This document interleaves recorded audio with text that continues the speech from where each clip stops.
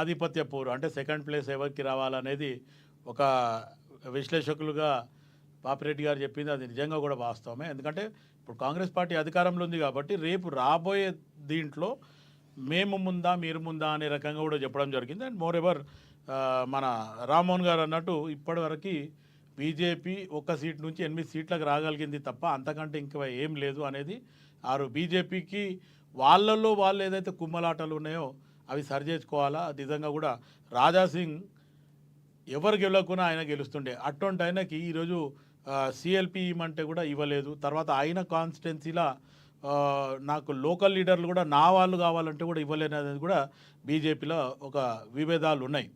ఉన్న 8 మంది ఎమ్మెల్యేల మధ్యనే ఇంత పెద్ద వివాదం ఉంది. ఇక మళ్ళీ రేపు వాళ్ళు ఎట్లా వాళ్ళ పార్టీని వాళ్ళు ఏ రకంగా మొత్తానికి రాష్ట్రం అంతా విస్తరణ చేసి కన్స్ట్రక్ట్ చేసుకుంటారు అది వాళ్ళు ఆలోచించుకోవాలి. మీ పార్టీ కరెక్ట్గా మీ అందరికీ ఒక ఏకతాటి మీద ఉన్నారా? అదేంటి రాహుల్ గాంధీ గారికి మీ అధినేతకి రేవంత్ రెడ్డి గారికి ఏదో చెడిందని పుంకాలుగా బయట వినబడుతుంది, దానిలో వాస్తవం ఉందంటారా? మరి మీ పార్టీ గురించి ఏం చెప్తారు? నేను అదే చెప్తున్నా లక్ష్మీనాథ్ గారు. అయితే ఒకటి ఇప్పుడు బీజేపీది బీఆర్ఎస్ది ఆ పరిస్థితి ఉంది, విశ్లేషకులకు చెప్పడం కావాలి. కాంగ్రెస్ పార్టీలో ఏదైతే కాంగ్రెస్ పార్టీ ఎమ్మెల్యేల మధ్యన కానీ మంత్రుల మధ్యన కానీ సఖ్యత లేదు అనేది ఏదైతే ప్రచారం గతంలో చేసిండ్రో అది ఇప్పుడు కూడా ఉంది అన్ని ఆలోచిస్తే మటుకు ఆలోచించిన వాళ్ళు పొరపాటు అనేది నేను కాలఖండిగా చెప్పడం జరుగుతుంది. ఎందుకంటే ప్రతి దగ్గర వాళ్ళకందరికీ గతంలో కేసీఆర్ ఇచ్చినట్టు ఏ మంత్రిత్వ శాఖల ఎవరికి పడితే వాళ్ళకి ఇవ్వకుండా మేమే చేస్తాం అనేది వన్ మ్యాన్ షో చేయడం జరిగింది. కానీ ఈరోజు కాంగ్రెస్ పార్టీలో ఏ మంత్రిత్వ శాఖల ఆ మంత్రియే రివ్యూ మీటింగ్ చేయడం జరుగుతుంది.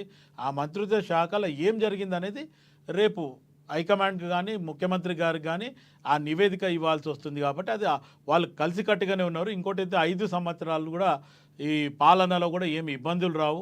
ప్రజలకు ఇచ్చిన హామీలను కూడా ఖచ్చితంగా మెరుగుపరుస్తారు. ఎందుకంటే ఇప్పటివరకు బడ్జెట్ అలొకేషన్స్లో ఏదైతే ప్రాబ్లం ఉందో గత ప్రభుత్వం 10 సంవత్సరాలలో ఏదైతే ఖజానా ఖాళీ చేసిపోయిందో దాన్ని సరిదిద్దడానికి కూడా బహుశా ఈ టైం పట్టింది.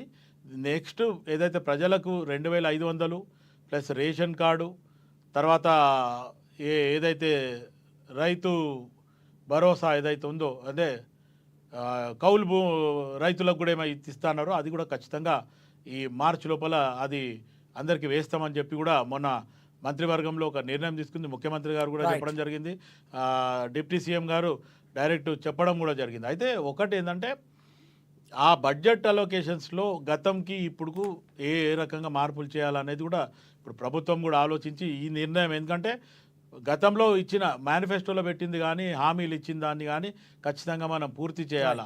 ఒక 10 సంవత్సరాల నుండి ప్రజలకు మేము ఇస్తాము మీరు ఉండండి, మేము ఇస్తాము ఉండండి అనేది ఏదైతే కేసీఆర్ గారు ఆశ పెట్టి తర్వాత ఇవ్వలేదో ఆ యాంటీ ఇన్కంబరెన్సీ ఈరోజు కాంగ్రెస్ పార్టీ కూడా రావడం జరిగింది. మీరు కూడా ఇస్తామని చెప్పిండ్రు, మీరు ఇస్తలేరు, ఇస్తారా సస్తారా అనేది ప్రజలలో ఒక రకమైన వ్యతిరేకత స్టార్ట్ అయింది.